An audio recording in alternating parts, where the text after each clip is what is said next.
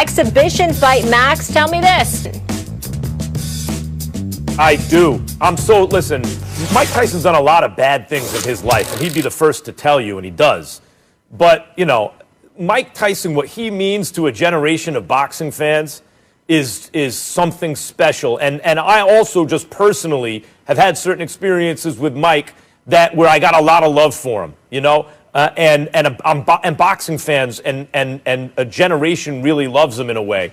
I love the fact that he got out of there. No one really got hurt. It still kind of looked like Mike Tyson, right? And the fact that he was matched against an old guy who's also not a big heavyweight, right, in Roy Jones, I thought was the right idea. I'd love to see him in there again. I know it's dangerous, even in an exhibition. I can't deny I'd love to see it.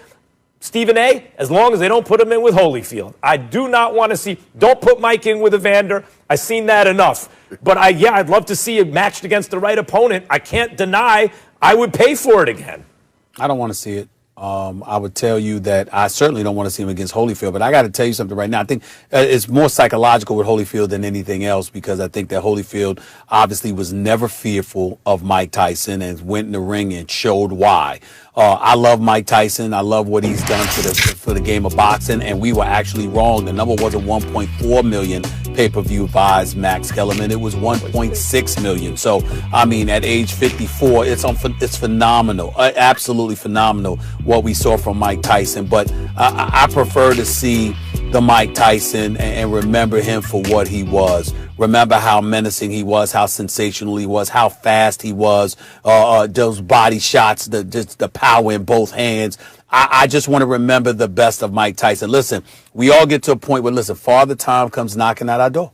And we just ain't what we used to be anymore. And even though at 54, he is better than most of the planet, considering how he got himself in shape to the fighting weight the guy was damn near the weight that he was when he was fighting in his heyday, for crying out loud. Major props to him. All I'm saying is that, you know what? Still, when he got in the ring, he was 54 years old. And so for me, I just don't prefer to see that. If he needs the money, then more power to him. I'll support him because I love the guy. And he got in shape and didn't cheat us. But I just say to you that I prefer to see Mike Tyson from his heyday. No, Mike is raising money for charity.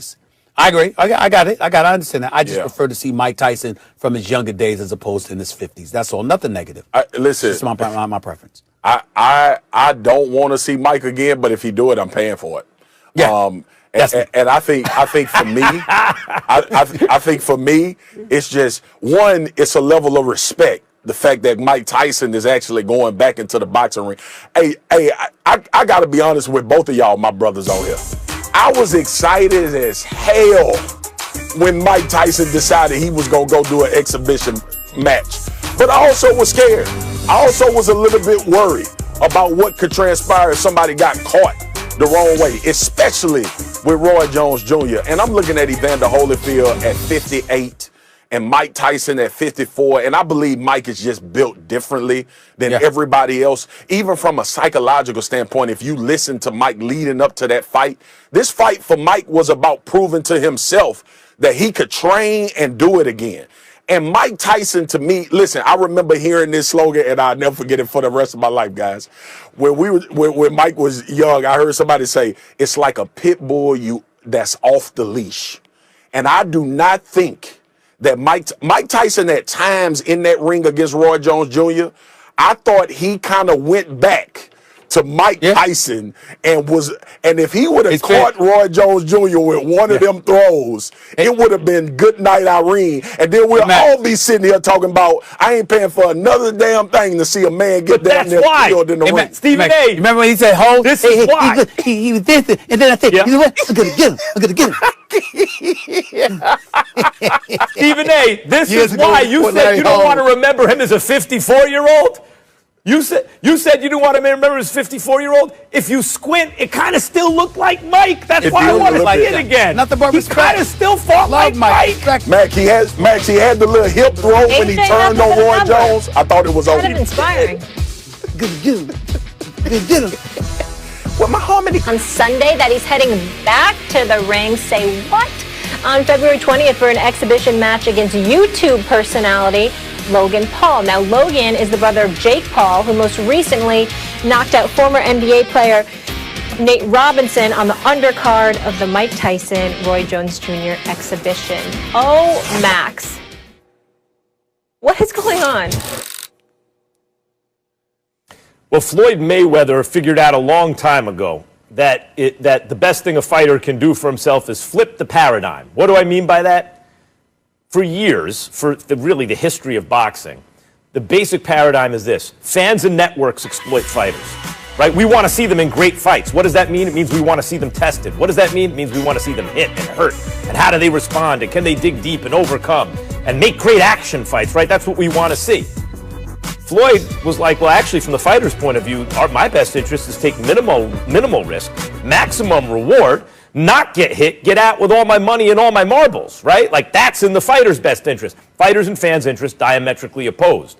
And so what Floyd figured out after a while, for example, with Pacquiao, Stephen A., is I don't have to fight this dude at the height of his powers. I can wait. Okay, I'll fight him now. Now there's pent-up demand. I'm going to make 5 times more than I would have made back then to fight a guy who's not as dangerous as he was back then. That's smart. And then what he realized is, wait a minute, because Conor McGregor's rise, I don't even have to fight fighters, boxers.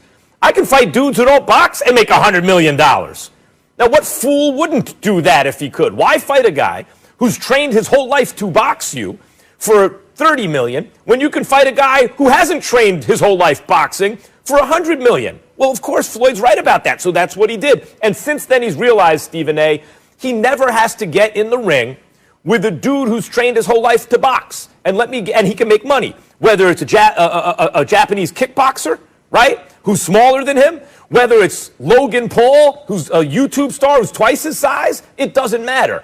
If you haven't trained in boxing your whole life, it's easy work for Floyd at any age, and he's going to make tens and tens of millions of dollars to do it. Max Kellerman, here's where I disagree with you. I think he'd make that money if it was Jake Paul, because Jake Paul is the new sensation because of what he did to Nate Robinson. So again, we're not talking about anybody. Much respect to the Pauls, because obviously they take this seriously.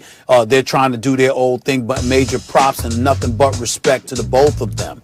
But in terms of Jake Paul, because of what he did to Nate Robinson, the bottom line is he is the guy that is more popular right now, from my understanding. I could be wrong. I apologize if I am. But from my understanding, I think he's the guy that is more popular because of what he did to Nate, who Floyd knows, because Floyd knows a lot of these NBA players. And a lot of these NBA players talk to Floyd. So seeing what happened to Nate Robinson was not a good thing. And Floyd was very encouraging on social media to Nate Robinson, giving him a lot of props for being brave enough to step in that squared circle. And I appreciate that from Floyd.